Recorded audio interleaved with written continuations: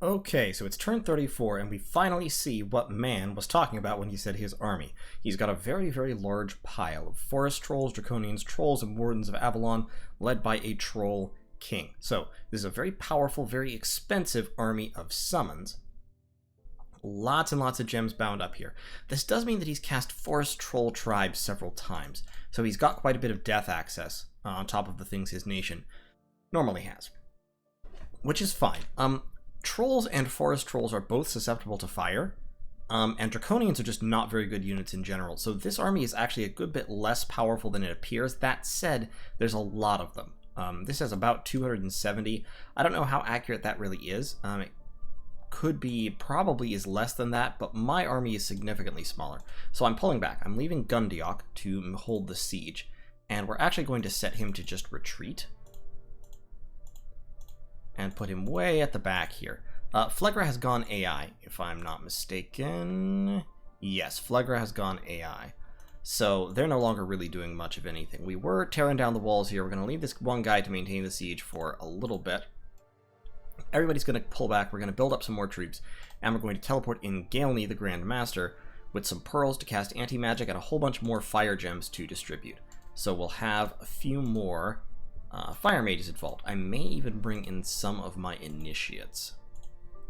I'm thinking about it. In the meantime, next turn we'll hit construction level 6, and after that we'll head down to conjuration level 6 so that we can start using some of those pearls that we've got to contact harbingers, which will be fantastic having harbingers available. We've pushed Relay back out. We've retaken Nirn. This army is now moving south. This is a sizable grip of troops. Like, what is that? 80 troops, something like that. So we've got another lineup of soldiers rolling south. We're recruiting more witch hunters there. Our 3 assassins are going to try to assassinate commanders. If they hit the Troll King, they're probably in trouble. But if they hit pretty much anybody else, like Forest Troll Shamans or what have you, the fire plus the Vine Men has at least pretty decent odds of killing somebody. So they should be able to break this army up a little bit. So my plan here is I'm going to bounce back one turn, get a whole bunch more gems, a couple more mages, and then bounce in and drown this army in fire elementals, because forest trolls and draconians do not play well with fire elementals. The draconians will be the hardest bit because they'll be able to jump to the rear. So I've pulled back a little bit. I've got some squadrons behind where my mages are to kind of muck them up. I've got my crossbows distributed like that. Yeah, troops out front. I'm not even going to hardly bother to bless those guys. And so we should be able to lay down some pretty serious hurt, summon 20 or 30 fire elementals, and sort of bury this army in flame. And flaming arrows, of course, which will do even extra damage to the trolls and draconians. So as long as I have enough crossbows, I'll be able to handle it. In the meantime, up north, that's about all that's happening this turn. I'm moving this army out. A couple of these units still have diseases. I'm keeping Thrumwool here. Dragon is going to move down there to get healed up of his disease. Actually, he's going to die, so I'm not even going to bother, I don't think. How did he get diseased again? Okay, well, he's going to die of his disease. I saved pretty much everybody else. Rainier needs to be healed of his disease. Poito needs to be healed of his disease. And there are a couple of, in this squadron, there's one Knight of the Chalice who needs to be healed of their disease. That'll be fine. So Thrumwool really putting in work.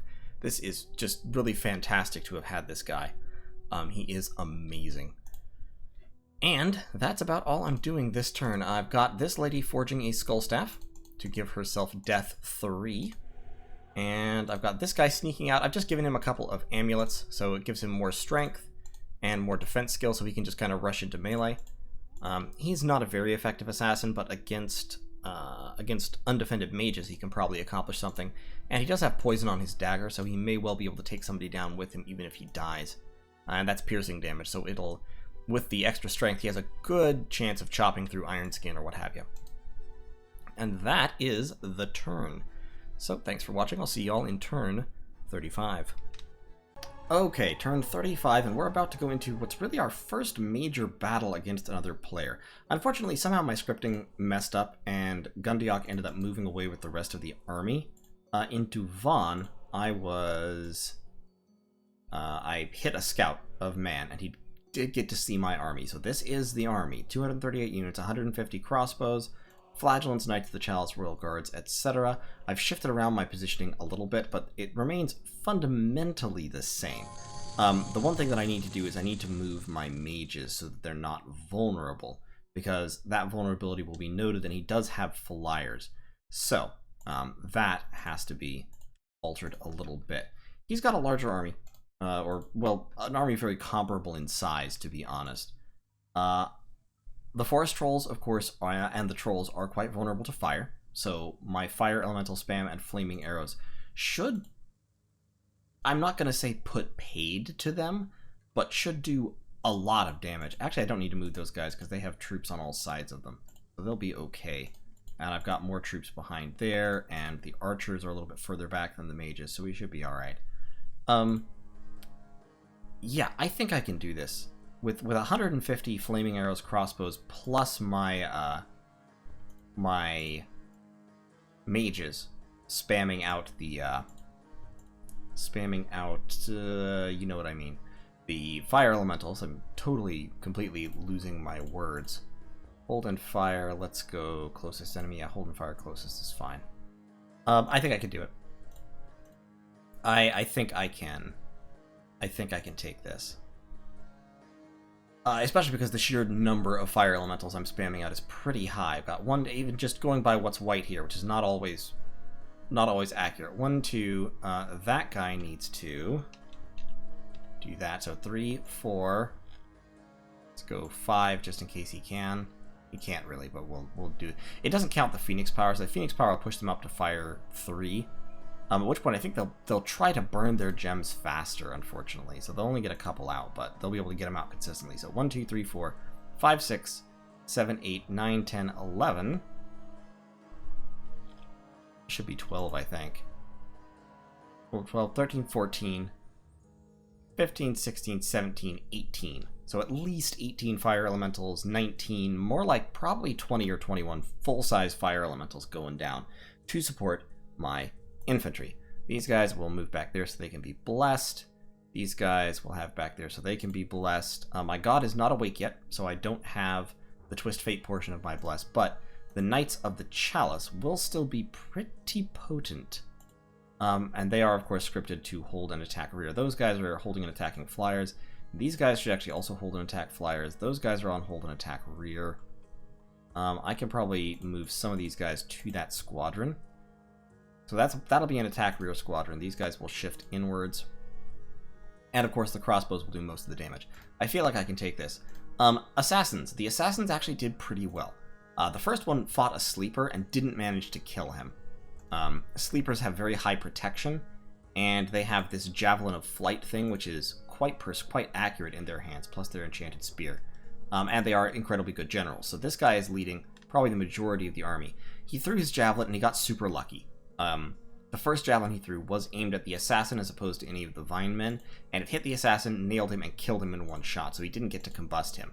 However, I did get a Mother of Avalon, so I got quite a valuable mage, actually. Mothers of Avalon are expensive, and they're they're decent mages, and I believe they're not capital only, but they are some of the more powerful mages. And this one is blessed, and his bless includes enlarge. So this Mother of Avalon cast Barkskin on herself, as nature mages love to do, and she also blessed herself. Did she bless? She didn't even get to bless herself, she got murdered. The combustion put paid to her because of that fire weakness. We also assassinated a monk, which is pretty pointless. Monks can be used to bless people, so hopefully this will disrupt his bless script. And this monk did get the blessing off. Now the blessing is actually not relevant. Poison resistance, forest survival, and larger. Only the poison resistance actually comes from the blessing, and the morale +1, so basically irrelevant. But the combustion Vinemen assassins are actually working pretty well. I am happy that they're doing as well as they are. Now, Thaddeus, who is a much worse assassin, is going to be trying to kill someone else. He does have he's got the higher defense skill, he's got the higher strength, so he's just going to rush in and try to stab somebody, and even through Barkskin, he should be able to stab them to death if they don't manage to get themselves blessed before he stabs them.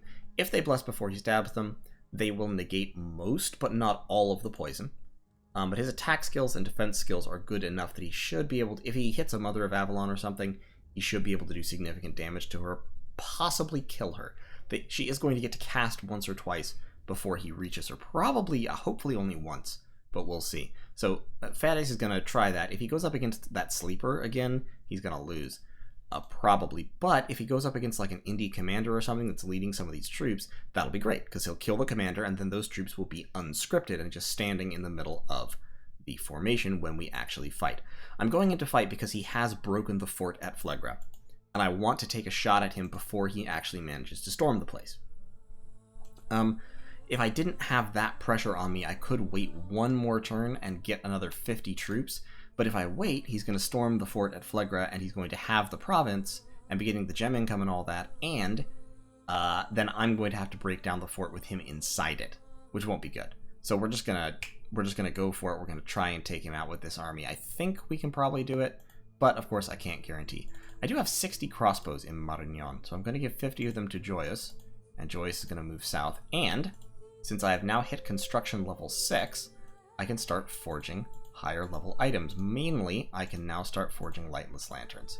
So we're going to set one guy to forging lightless lanterns every single turn to buff our research, which is not great. Research at this point, it should be higher.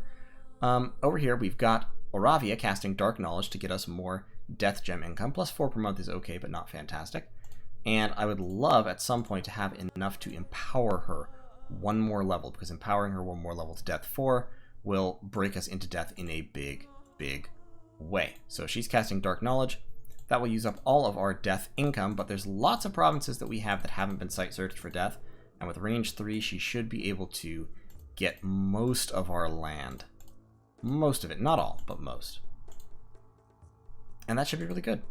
Up here, Poitou still needs to be healed, so everybody who is not Poitou is moving out of the place, except for Yilla, who does not need to be healed.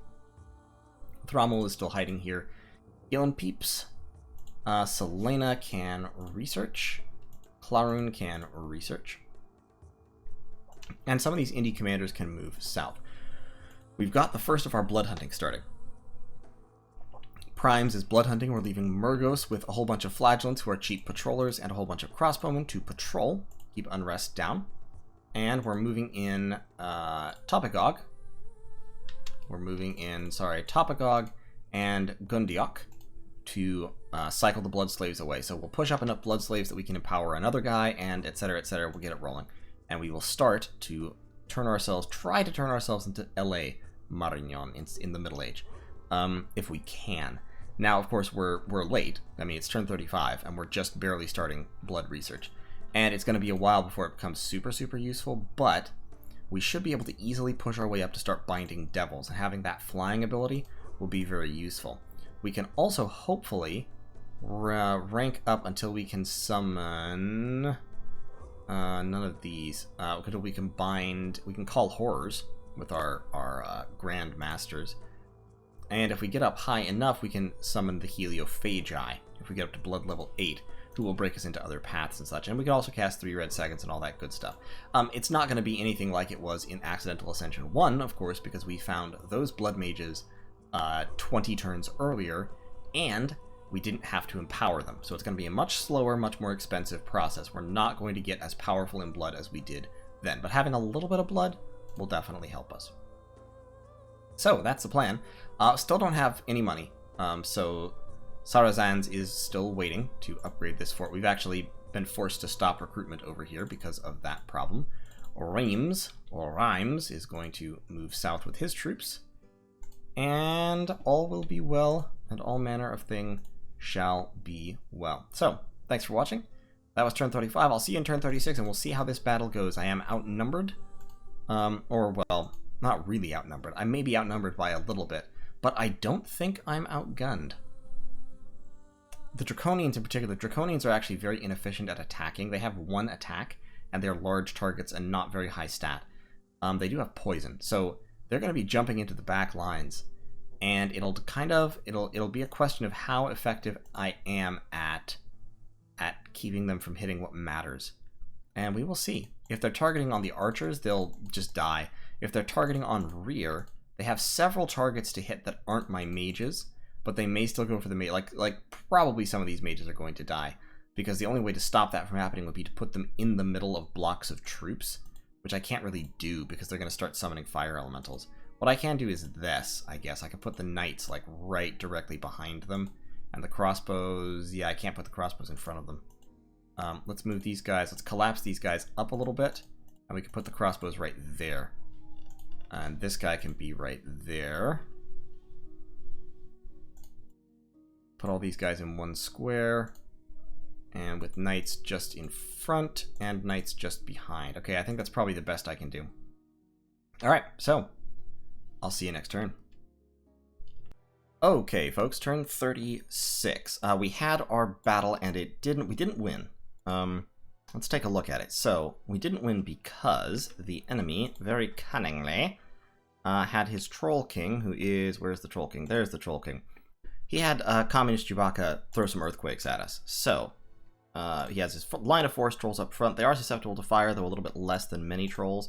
He's got some troll moose knights and more trolls and some more trolls. And he's also got all these draconians. Draconians are bad units, frankly. They have this venomous bite attack, which is pretty neat, but low attack, only 20 damage, and they're size 4, so they only get 1 per square. The main value that they have is in sieges. They're excellent siege chaff, which is probably why he summoned them in the first place, because he was coming to break the fort at Phlegra. So his army is significantly larger than mine, both in numbers and in size. My army started throwing crossbow bolts. We got flaming arrows. He cast Mist in order to limit my accuracy, and the Draconians started to land. He also started to cast Earthquake. And Earthquake, of course, does a lot of damage to human units. He also got a Howl off. Didn't matter too much. I set a number of his trolls on fire. And, of course, we have all these fire elementals coming out. Some of my mages are dead at this point. The second Earthquake goes off, and now most of my mages are dead. I still have, like, 4 or so. Mostly quite injured. Including, unfortunately, the Grand Masters. But the fire elementals, the Draconians have fled, and then the fire elementals storm in. Regrettably, at this point, my crossbows rout. My crossbows and infantry are all routing due to the damage they've sustained. My mages are still fighting, and the fire elementals are still fighting. But with all of my troops routing, the mages start to rout as well, leaving only the fire elementals. Now, the hilarious thing is, even as everyone routs off, these last couple of fire elementals still do an incredible amount of work burning up these trolls. And, yeah, so a whole bunch of trolls actually die, like most of them. But, overall, the battle was a defeat. I lost my 3 Grand Masters. That's the part that really hurts. 6 of my Witch Hunters, about 2/3 of my crossbows, my Flagellants, Knights of the Chalice, etc. Lost a whole bunch of stuff. He lost 7 Shamans through his own earthquaking. He wiped out his own communion slaves. And then he lost most of his Draconians and Forest Trolls, and about half of his regular Trolls. But overall, this was a defeat for me. However, he then took Phlegra. Rolled in, he only lost a few units taking Phlegra. There was almost nothing there. So he just kind of rolled in and took the place over with not much to stop him. Some boulders being thrown, but that's about it.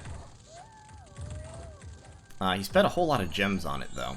The Howl and the Foul Vapors from his Crones of Avalon back here. Crones and Mothers. So, he took a few casualties, but not all that many, and nothing too terribly important. So, he now has Phlegra. However, his army is quite diminished because of that battle. He was down to about 50 units here, and then he lost a few more. So he's down to about 40 units all told. Unfortunately, he will be able to recruit here and regain gems and such. But I've got a small army still assembled here, albeit without gems, and then I've got a pretty significant reinforcement force rolling in next turn, plus more troops on the way. So overall, and a couple more assassins. I've also got my assassins here set to assassinate. So overall, I'm going to end up with another pretty sizable army immediately. Like, next turn, I'll have this force available, mainly crossbows. The Flagellants are somewhat vulnerable, the infantry is somewhat vulnerable, but here's the thing. Stone Cold Steve Austin just woke up. And with Stone Cold Steve Austin woken up, my Bless now includes Twist Fate. Here's the thing about Twist Fate, it negates a hit, right? So it will negate, if he tries the Earthquake thing on me again, the Twist Fate Blessing will negate entirely the first Earthquake hit against my mages and my sacreds, so long as I get the Blessing off. I will get the Blessing off, because the Earthquake has a 200% cast time, So the blessing, well, the blessing should be going down right at the start. So what I'm doing basically is I'm spamming Twist Fate itself. I actually don't need that, assuming they're hit by their own blessing. We can just cancel that because the blessing will do it. I wasn't thinking when I scripted that. So I'm scripting all of my mages to cast Blessing.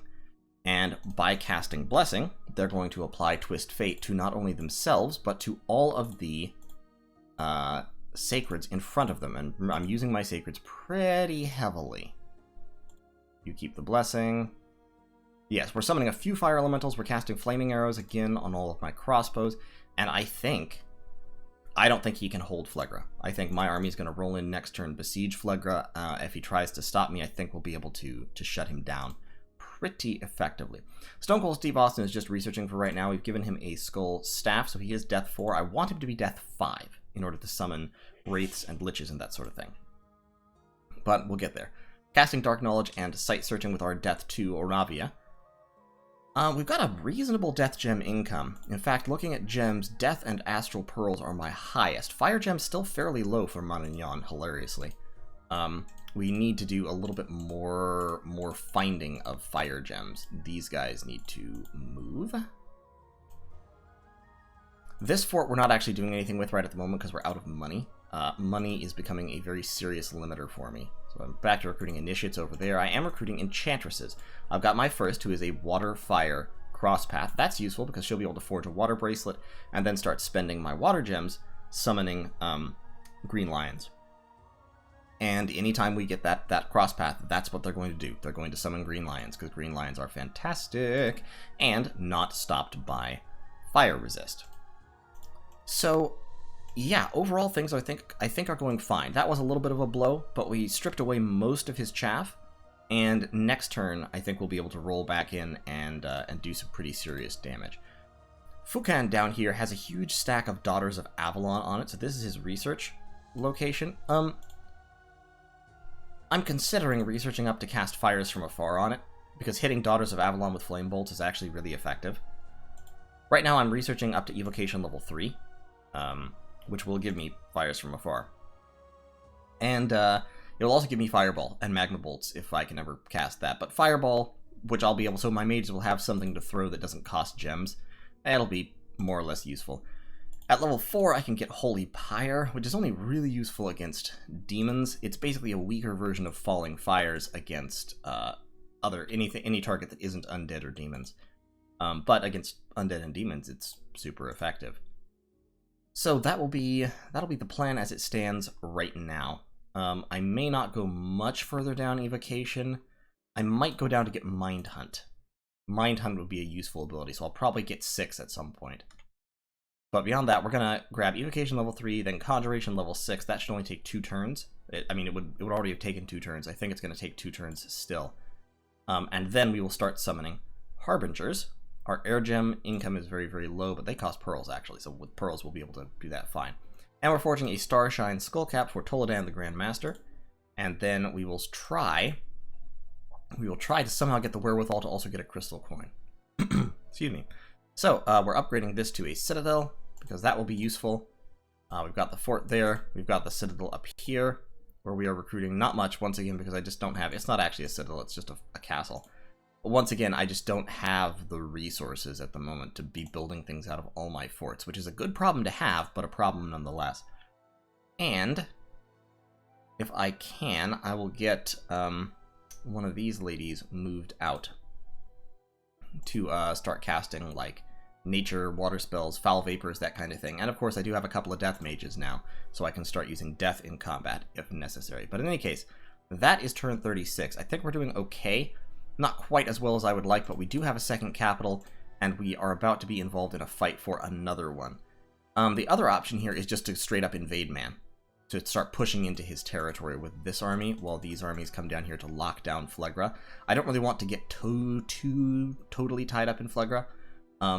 And geopolitically, I've talked about this before, fighting an actual outright war against man will extend me somewhat, but, like, this is a concern. I think man is about to come in at me, which is why I'm recruiting an assassin right here.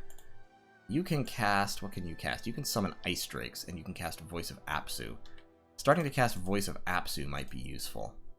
I've got like level 1 sight searched in water most places, but yeah, why don't you just start casting Voice of Apsu forever? Not Satis. Satis is not helpful. So you can reach down to here. So you can get these 5 provinces, and then we'll have to re-aim. But for now, that is going to be it. So thanks for watching. I'll see you all in turn 37. Alright, folks, it's turn 37, and I'm going to war with man in like a serious way. I know a few turns ago I had that long talk about how I shouldn't do that exact thing for geopolitical reasons, and here I am doing it anyway because I'm stupid, probably. But actually more realistically because Pythium has agreed to go in with me, and Pythium should be pretty powerful. Pythium in the mid-game is usually pretty powerful, so they should be that. So, my army is moving into lockdown Phlegra, and that's actually more or less a feint. We're going to move past Phlegra. But, by attacking Phlegra, we're going to make him think that we're going to be fighting in Phlegra, and then we'll kind of whoop off and push down towards one of these forts. Hopefully sort of leaving Phlegra blockaded behind us. We're starting to recruit a paladin, and this is, I fully admit, more or less a vanity project. Remember, I like thugs. I like thugs, and I'm not terrible at making thugs. So I'm going to make this paladin a thug. Paladins have a lot of the things that make decent thugs. They're sacred, they're not super expensive, they have high defense skill, multiple attacks. The thing that lets them down is that they only have 15 hit points, and so they don't regenerate much, even if you give them regeneration, and they're vulnerable to being hit by a lucky shot and just murdered. So what I'm doing is I'm getting a few more layers of defense for him. I'm forging some items. I'm forging him a Frostbrand, of course. I'm also forging a Lucky Coin, which is a shield that will give him luck, and his Bless gives him Twist Fate. So he will ignore the first hit that strikes him, and then he will have a 75% chance to ignore any hit that would kill him. On top of that, I'm also forging him... Who was it that was forging him? Ah, yes, an Armor of Knights, which will buff his protection pretty significantly. His full chainmail is only 18, so that should kick him up to about 20 prot or so. And then when he blesses himself, of course, he'll have the Twist Fate and Blood Surge, he'll have the AoE weapon, he'll have the Luck Shield. He should be pretty good. He should be in a pretty solid place to at least raid. So I'll use him to province raid and be annoying, and he'll probably die at some point, and it won't be too sad. Up here, we're casting Voice of Apsu from a couple of different places, I believe. Maybe only from one place right now. Yeah, I guess only from one place right now. We are starting to cast Arcane Probing, however, in an effort to get more Astral Gems. So we're casting Arcane Probing up there. We're actually site searching because I never searched this place for Fire and Astral. Oops. I just realized that this turn. So we're doing a little bit more site searching to get more gem income because we're 2 turns out from Conjuration level 6, at which point we'll start spending our Astral Pearls on Harbingers. We were going to try and knock down the Mother Oak, but Pangea's got it now, and well, Pangea always gets Mother Oak. That's like not a big problem. We expected that. Let me move my keyboard just a little bit here. Okay, that's a little more comfortable. Sometimes it's a bit awkward dealing with this microphone. So, yeah, we're going to war with man. We've got Pangea helping. We're trying to get Relay to help as well. Relay's campaign against Uruk seems to be going badly. They're being sieged down by a large army of Iron Warriors, and it doesn't seem to be too pleasant for him. So hopefully he'll want to, especially because Relay's right here, so I can just be like, hey, attack man, take some provinces, it'll be fun. And hopefully they'll want to do that. This Troubadour right here, I could try to seduce an enemy commander, but I'm not next to any friendlies, so that'll have to wait. The Daughters of Avalon seem to have moved out somewhere. I'm a little bit worried they've moved out here, and they're coming up to Phlegra. But we'll just have to gamble on that. There is a Crone of Avalon down this way. I don't really want to attack from Satis right at the moment. I am still recruiting assassins here. I could actually, I suppose, recruit initiates. I have one assassin with no gear. I could give him an enchanted spear, but it wouldn't really help him much. Yeah, I might just start throwing some gearless assassins out there, or keep forging handfuls of acorns. Handfuls of acorns are fantastic assassin power multipliers because they open up the possibility that someone else will be hit by the enemy counterattack if they get to cast a spell or something. The other item that's really good is Bottles of Living Water for assassins. In fact, I'm forging a Frostbrand with Ravenna, but didn't I have... I don't think I had a hammer anywhere. I'm tempted to forge a bottle of living water for an assassin instead, because if we forge, like, if we go over here, we can forge a bottle of living water. That only leaves me 1 water gem, but then I can alchemize. I can afford to alchemize up 5 water gems, and then have someone else forge the Frostbrand, which only actually requires water 1. Okay, yeah, let's do that. Let's get the Frostbrand and the bottle of living water, and we'll give an assassin a bottle of living water and send him in here to start killing. We've got these 2 assassins trying to kill there. We've got these 2 assassins moving down, and they will try to kill in advance of the army. And so we should get a little bit of equity out of those assassins, which would be great. That's a castle. Maybe he's thinking about upgrading that to a citadel? I'm not sure. That's only a fortress. That's a giant fortress, actually. Why is that a giant fortress? Who makes giant fortresses?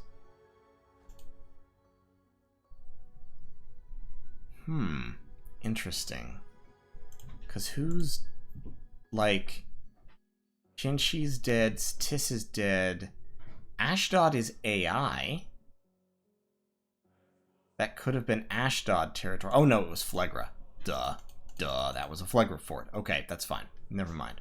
Cancel the national emergency. So, yeah, we're launching the attack. Spamming a lot of blessing in order to get the twist fate portion of the bless. We're actually going to move this guy right down here where he can potentially be hit by that bless that one of the other guys is throwing. And that should help against earthquake traps, and we'll see how well it works against the other things he can bring to bear. Stone Cold Steve Austin is starting to forge thistle maces to hand to these ladies. Once we have some people with thistle maces, we can also use them to cast foul vapors, because my sacreds have, once again, that bless that includes poison resistance, which is really, really handy. And a high nature lady can also cast Serpent's Blessing eventually, or Poison Ward, which will help defend us against poison and allow us to poison everyone else to death, which would be great. So that's the plan for this turn. Like I said, Pythium has agreed to go in with me. Relay, I'm hoping to get to go in with me, and we'll see how it all goes. And beyond that, we're doing a lot of site searching, moving a lot of people around. Thramul is coming, of course, because he is invaluable. And this army, the army that assaulted Tis, most of it, is rolling down to add its weight to this army. And so we should get, that's 223, that's 191, yeah, we can easily get 500 or 600 siege strength to crack forts pretty quickly. So we might be able to take Phlegra back. But in any case, that will be for the next turn. So, thank you so much for watching, and we'll see you in turn 38.